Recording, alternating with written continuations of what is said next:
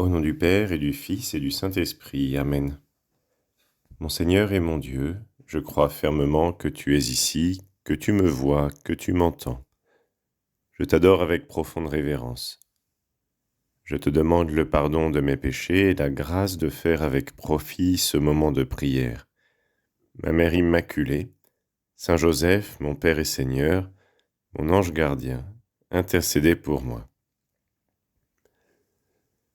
Le grand réalisateur américain Frank Capra raconte dans ses mémoires un épisode étonnant et presque émouvant, une grande déception qu'il a vécue lui-même lors des Oscars, lors d'une cérémonie des Oscars en 1934. Frank Capra, depuis plusieurs années, cherchait à obtenir l'Oscar du meilleur réalisateur. Il n'en avait pas encore obtenu. Et en 1934, avec son film La Grande Dame d'un jour, il était persuadé qu'il allait enfin pouvoir gagner cette précieuse récompense. Donc lors de la cérémonie des Oscars, Capra attend la remise de l'Oscar du meilleur réalisateur, et quand il entend l'Oscar du meilleur réalisateur va à Franck, alors là, il se lève. Déjà, les gens à sa table commencent à l'applaudir. Il se dirige vers l'estrade pour aller recevoir son prix, jusqu'à ce qu'il entende l'Oscar du meilleur réalisateur va à Frank Lloyd, autre réalisateur qui venait de faire Cavalcade, film qui a gagné l'Oscar du meilleur film et du meilleur réalisateur en cette année 1934. Et Frank Capra raconte comment, profondément déçu, honteux même, il est revenu, piteux, à sa table, avec les personnes autour de lui qui n'osaient même plus croiser son regard. Une des plus grandes déceptions de sa vie. Même si, il dit, l'année d'après, avec un autre film, New York-Miami, il a gagné cet Oscar du meilleur réalisateur et son film a également gagné l'Oscar du meilleur film. Une grande déception. Voilà ce qu'a été cet instant où il s'est levé pensant recevoir la récompense jusqu'à ce qu'il se rende compte qu'elle allait aller à un autre. Une grande déception. Voilà ce qu'ont ressenti deux personnes dont on parle de façon brève dans le Nouveau Testament et qu'on appelle les disciples d'Emmaüs. Les disciples d'Emmaüs, ce sont deux hommes qui étaient disciples de Jésus et qui, après la condamnation de Jésus à mort et sa mort sur la croix, quittent Jérusalem et vont à Emmaüs, une petite ville non loin de la capitale juive. Les disciples d'Emmaüs sont pris d'une profonde tristesse. Ils avaient suivi Jésus peut-être pendant toute sa vie publique, donc pendant 3 ans.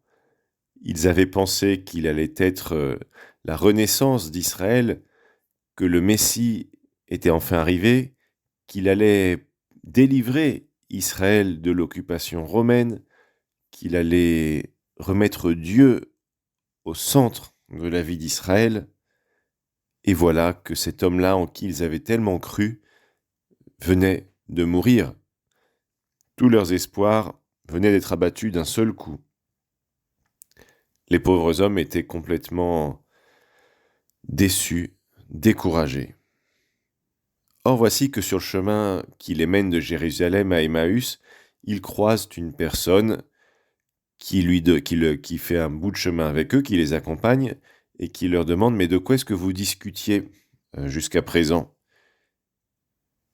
Et ils leur disent « Nous parlions de Jésus de Nazareth qui est mort. » Et ce troisième homme leur dit « Mais qui était-il » Et alors là, les disciples d'Emmaüs sont très surpris et il leur dit « Mais t'es bien le seul à Jérusalem à pas avoir entendu parler de cette affaire. Jésus de Nazareth, nous qui le considérions comme le Messie et qui a été crucifié par les Romains, livré par les princes des Juifs, crucifié par l'autorité romaine. » Et là, cette troisième personne leur dit « Mais comme vos cœurs sont lents à comprendre, et Jésus, car cette troisième personne, c'est Jésus ressuscité que les disciples n'ont pas reconnu, eh bien Jésus leur explique qu'il était nécessaire pour que s'accomplissent les Écritures, que le Messie souffrit et mourut pour les sauver, mais qu'ensuite, il allait ressusciter. Et ses disciples ne reconnaissent pas tout de suite Jésus, et puis ils pensent encore qu'il est mort. Mais malgré tout, leur cœur se réchauffe. Et quand ils arrivent à destination, déjà la nuit tombe, et ils se mettent à partager un repas ensemble. Jésus rompt le pain, prononce la bénédiction, et c'est à ce moment-là que les disciples d'Emmaüs se rendent compte qu'il s'agissait de lui. Ils reconnaissent Jésus. Alors pourquoi le reconnaissent-ils à ce moment-là? Et pourquoi ne l'ont-ils pas reconnu auparavant alors qu'ils le connaissaient? Cela, nous ne pouvons pas très bien le savoir, parce que Jésus était déjà ressuscité, il avait déjà ce qu'on appelle son corps glorieux, donc un corps qui est à la fois le même et à la fois différent de celui qu'il avait lors de sa vie sur la terre. Apparemment, il pouvait se faire reconnaître ou ne pas se faire reconnaître des gens suivant ce qu'il souhaitait.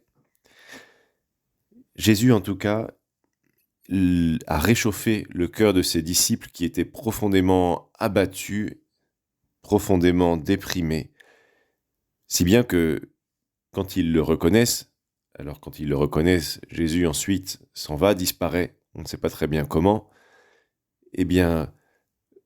eux-mêmes se disent « Mais notre cœur n'était-il pas tout joyeux pendant qu'il nous parlait en chemin et nous expliquait les Écritures ?» Jésus, avant même que les disciples le reconnaissent, Jésus avait réchauffé leur cœur. Toi aussi, peut-être, il t'arrive de passer par des périodes difficiles, des périodes de profond abattement, de dépression même. Jésus peut aussi réchauffer ton cœur dans ces moments de tristesse, si tu fais appel à lui, ou, au moins, si tu le laisses te parler, car Jésus veut te parler. Comment les disciples d'Emmaüs ont-ils reconnu Jésus? Nous l'avons dit, au moment de la fraction du pain, quand Jésus commence à prendre le repas, à partager son repas avec eux. Comment nous-mêmes, nous pouvons le mieux reconnaître Jésus et comment Jésus nous parle-t-il le mieux? Dans l'Eucharistie. La fraction du pain ici, ça symbolise l'Eucharistie.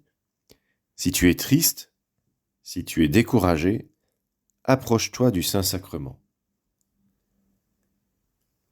Il y a dans beaucoup de paroisses, peut-être pas la majorité, mais cela existe, des paroisses ou des églises où il y a l'adoration perpétuelle du Saint-Sacrement, même nuit et jour, on peut se rendre dans l'église et prier devant Jésus qui est exposé dans le Saint-Sacrement.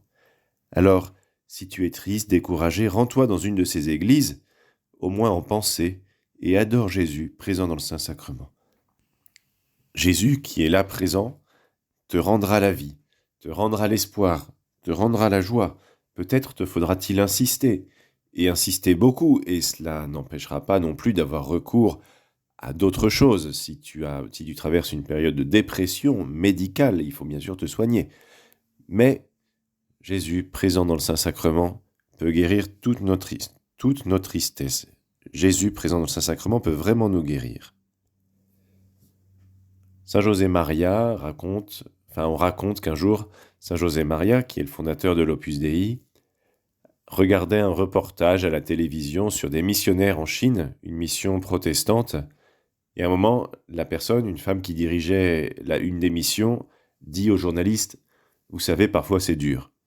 Et parfois, c'est tellement dur que même Dieu ne suffit pas. » Et alors, à ce moment-là, quand il a entendu ça, Saint José Maria a immédiatement dit « Ça, voyez-vous, c'est parce qu'ils n'ont pas l'Eucharistie. Parce que quand Jésus est présent dans l'Eucharistie, Dieu suffit. » C'est vrai, parfois, la vie est dure, mais Jésus qui est présent dans l'Eucharistie nous aide. Quand nous sommes tristes, allons à lui, allons à l'Eucharistie. La Sainte Vierge Marie, qui a communié même après la mort et la résurrection de son Fils, nous aidera à avoir recours à nous approcher de Jésus, à nous approcher de lui, et peut-être même en nous inspirant de nous confesser si nous en avons besoin pour bien le recevoir, pour être bien purifiés avant de le recevoir, la Sainte Vierge Marie nous aidera à nous approcher de Jésus présent dans l'Eucharistie. Je te remercie, mon Dieu, des bonnes résolutions, des actes d'amour et des inspirations que tu m'as communiqués dans cette méditation. Je te demande de m'aider à les mettre en pratique. Ma Mère Immaculée, Saint Joseph, mon Père et Seigneur, mon ange gardien, intercédez pour moi.